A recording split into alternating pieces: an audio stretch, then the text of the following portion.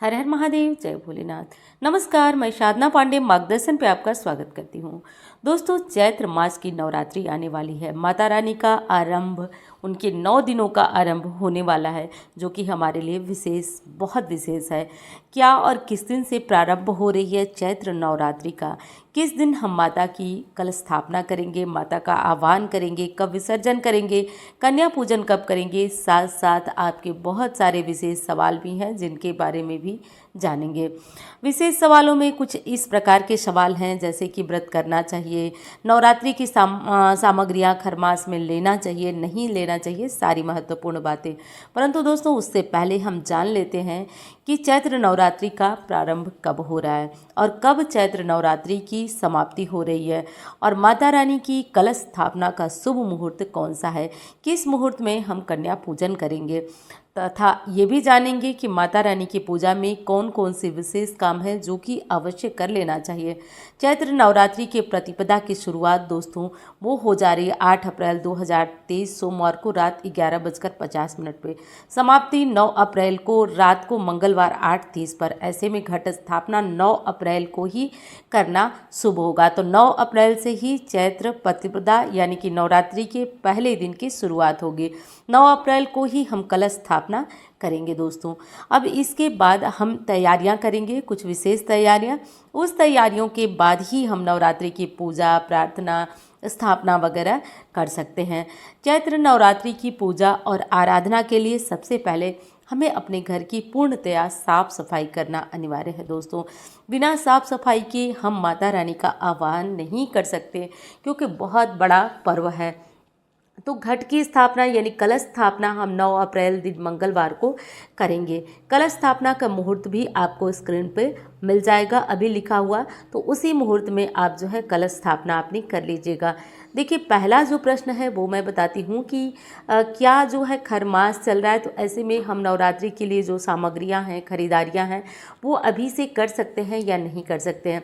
तो दोस्तों, ये आप समझ लीजिए कि मैंने पहले भी बताया था कि कोई भी जो दैनिक चीज़ें हैं, चाहे पूजा की हैं, चाहे जो भी हैं, तो आप इन चीज़ों को खरीद सकते हैं। और हाँ, स्क्रीन पे आपको कलश स्थापना का मुहूर्त भी दिखाई दे रहा है, तो आप इसको भी स्क्रीनशॉट लेके रख सकते हैं। अभी तो खैर टाइम बहुत है, लेकिन स्क्रीनशॉट लेके रख सकते हैं।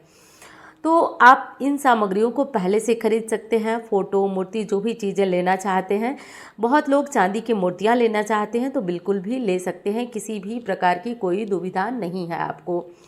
दूसरा प्रश्न था कि नवरात्रि के 9 दिनों में हर दिन बाल धो सकते हैं या नहीं। तो देखिए, आप 9 दिनों तक व्रत रखते हैं या नहीं रखते हैं, हर दिन तक बाल नहीं धोना चाहिए नवरात्रि में। वैसे तो देखिए, व्रतधारी को चाहिए कि आप जो है इस तरीके से काम करें कि आप नवरात्रि के प्रतिपदा को ही बाल धोकर और कलश स्थापना कर लें, और उसके बाद घट उठाने के बाद, विसर्जन के बाद ही आप अपने बाल धोएं। लेकिन किसी भी स्थिति में यदि कोई दिक्कत है तो आप जो है अपने बाल धो लीजिएगा, जैसा कि मैं पिछले साल भी बताई थी। तो इस तरह से कोशिश करना चाहिए कि यदि बहुत दिक्कत नहीं है तो नवरात्रि में बाल न धोएं। किसी भी प्रकार की दिक्कत है तो आप अवश्य धोइए, क्योंकि पूजा पाठ मत छोड़िए। अगर कोई दिक्कत है तो बाल धो लीजिए और उसमें पूजा करिए। घट स्थापना का मुहूर्त दोस्तों देख लीजिए, मंगलवार को सुबह 6:02 से 10:16 तक रहेगा। अभिजीत मुहूर्त में करना चाहते हैं जिनको सुबह समय नहीं है, तो वो मंगलवार को सुबह 11:57 से 12:58 तक कर सकते हैं। 12:48 तक। तो ये जो मुहूर्त है, आप इसका भी स्क्रीनशॉट ले सकते हैं। और इस बार जो है सर्वार्थ सिद्धि में नवरात्रि की शुरुआत हो रही है, ये हमारे लिए और भी उचित और बेहतर होने वाला है।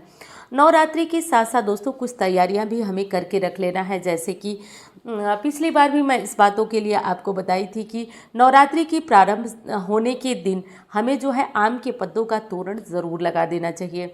देखिए, ये छोटी छोटी बातें हैं, लेकिन घर में बहुत शुभता आती है। तो आम के पत्तों का जो तोरण होता है उसे घर में ज़रूर लगाना चाहिए। आप देख सकते हैं, नवरात्रि, अष्टमी, नवमी इत्यादि के बारे में भी जानकारियाँ हैं। आप जानना चाहें तो स्क्रीनशॉट लेके रख सकते हैं। तो अब दोस्तों आप कम से कम इन चीज़ों का ध्यान रखिएगा कि तोरण ज़रूर लगाइएगा। और दूसरी विशेष चीज़ कि आप अपने घर से कबाड़े वगैरह नवरात्रि से पहले, जैसे कि आप सोमवार के दिन ही जो अमावस्या पड़ रही है उस दिन ही आप अपने घर से सारे कूड़े कबाड़े बेकार की चीज़ें जिनकी आवश्यकता नहीं है वो कर लीजिए। क्योंकि कोई भी मंत्र जप करेंगे, पूजा करेंगे घर में ऐसी पॉजिटिविटी लाने के लिए, तो यदि हम गलत चीज़ों को रखे रहेंगे तो उससे वो चीज़ें बढ़ जाती हैं। तो इन चीज़ों को पहले साफ सफाई कर लें। जो लोग व्रत करने वाले हैं वो लोग अपने एक बिस्तर का जो है साफ़ सुथरा कर लें, उसका चुनाव कर लें। कोशिश करना चाहिए देखिए नवरात्रि में ना कि ज़मीन पे सोएं। अब ज़मीन पे सोना यदि संभव है तो, क्योंकि गर्मियाँ शुरू हो चुकी हैं, कहीं कोई चीज़ें जो है वो आपको नुकसान न पहुंचा दे नीचे सोने में, तो देख लीजिए नीचे सोना अगर संभव है तो सोइए, नहीं तो जहाँ भी सोएं आप बेड पे ही सोएं। अपनी चद्दर ओढ़ने वाली चीज़ें ये सब एकदम साफ़ कर लें। नवरात्रि से पहले दिन से ही आपको साफ शुद्ध जो है बिस्तर पे भी सोना है।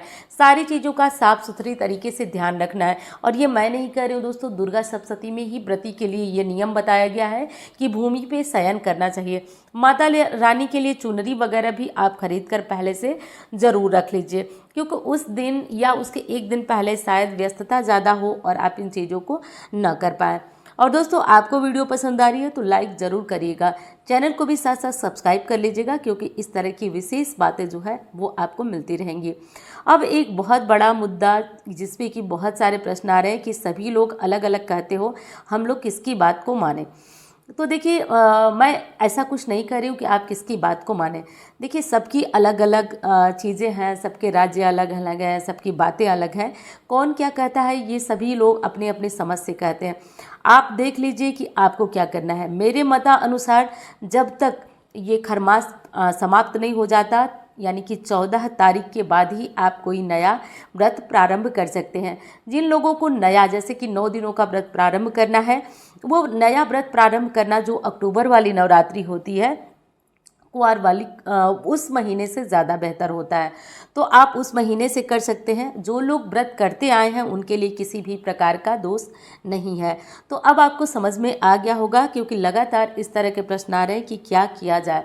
देखिए मेरे समझ से यही है कि अभी आपने इतने दिन का इंतज़ार किया, ये व्रत जब हम प्रारंभ कर लेते हैं तो उम्मीद यही करती हूँ कि हम जीवन पर्यंत, नवरात्रि हो गया, शिवरात्रि हो गए, जन्माष्टमी हो गए, हम इनको छोड़ते नहीं हैं। ऐसे शुभ व्रत को एक साल रुक जाने से आपका कुछ भी बिगड़ेगा नहीं। बाकी ऐसा कुछ अगर आपको कोई कह रहा है कि किया जाना चाहिए तो फिर आप उसे कर भी सकते हैं, क्योंकि सब लोग अपने अनुसार सही बता रहे होंगे। तो आप लोग अपने जो है क्षेत्रीय मान्यता के अनुसार देख लीजिए। मेरे यहाँ इन व्रतों को किसी से भी आप पूछेंगे तो कोई भी पंडित जी वाराणसी के नहीं कहेंगे कि आप नया व्रत कोई प्रारंभ करिए। हाँ, वहीं पे 14 अप्रैल के बाद जो है आप इस व्रत को प्रारंभ कर सकते हैं। नया कोई भी व्रत हो आप इसे कर सकते हैं। ये चीज़ें जो है आप लोगों की बिल्कुल एकदम उचित तरीके से मैंने आपको बताया। अब जो आपको अच्छा लगे आप उसके अनुसार चीज़ें कर सकते हैं। खरमास में आप किसी भी तरह की कोई चीज़ खरीद सकते हैं, जैसे बिछुआ वगैरह खरीदते हैं आप, पायल खरीदते हैं माता को चढ़ाने के लिए, सारी चीज़ें खरीदिए, कहीं किसी तरह की दोष नहीं है। हाँ, नवरात्रि में इन चीज़ों को माँ को विशेष समर्पित ज़रूर करिए। आप लोग माँ के लिए चुनरी खरीद सकते हैं, माँ के लिए साड़ियाँ खरीद सकते हैं, माँ के लिए बिछुआ खरीद सकते हैं। अगर फोटो वगैरह भी लेना है तो ले लीजिए, क्योंकि पूजा तो हम प्रतिपदा के दिन 9 तारीख को ही करेंगे। लेकिन ध्यान रहे घर के पहले मुख्य द्वार पे तोरण होना चाहिए। दूसरा काम है कि आपके अपने घर की सफाई बहुत अच्छी हो जाए। एक बार आप इस तरीके से करके देखिएगा, बहुत ज़रूरी होता है। अब देखिए उन लोगों की बात नहीं है जो हमेशा अपने घर को साफ करते हैं, कोई कबाड़ा नहीं रखने देते हैं, कुछ भी नहीं रख, उनके लिए तो कोई झंझट नहीं है, वो तो कभी भी कर सकते हैं। लेकिन उनके लिए जो लोग हमेशा नहीं कर पाते हैं, वर्किंग हैं, जिनके पास टाइम नहीं है इन चीज़ों के लिए, वो लोग थोड़ा सा समय ज़रूर निकालें। आगे नवरात्रि में क्या चीज़ें करना है, क्या पाठ करना है, ये सारी जानकारियाँ आपको एक एक करके मिलती रहेंगी चैनल पे। तो आप जो है चैनल को सब्सक्राइब नहीं किए हैं दोस्तों तो ज़रूर सब्सक्राइब कर लीजिए, साथ में जुड़ जाइए। और हाँ, अच्छी लगे वीडियो तो लाइक करिए। आप लोग के लाइक जो है मुझे मोटिवेट करते हैं कि आगे मैं आप लोगों के लिए और सारे विशेष वीडियोज़ जो है बना सकूँ। और मुझसे कुंडली दिखाकर पर्सनल परामर्श लेना चाहते हैं तो केवल और केवल इन नंबरों पर आप संपर्क करिए।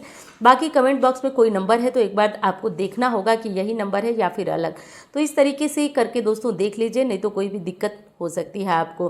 तो चलिए दोस्तों, ये नवरात्रि जो है होली के बाद हम इसकी तैयारियों में पूरी तरह से जुट जाते हैं। उम्मीद करती हूँ आप भी होली बिताने के बाद माता रानी के आगमन की तैयारी में लग गए होंगे। सारी तैयारियां और विशेष तैयारियां आप करने लगे होंगे। इस तरह से करके नवरात्रि की ये विशेष तैयारियां आप कर लीजिए। मैं मिलती हूँ आपसे किसी अन्य वीडियो में। तब तक के लिए कमेंट बॉक्स में हर हर महादेव ज़रूर लिखिएगा, और कमेंट बॉक्स में यदि आपको किसी वीडियो में कोई कमी लगे तो आप उसे भी बता सकते हैं। आप बताएंगे तो मैं ज़रूर सुनूंगी, क्योंकि आपकी सुझाव मेरे लिए काफ़ी महत्वपूर्ण है। मैं मिलती हूँ आपसे अन्य वीडियो में। धन्यवाद।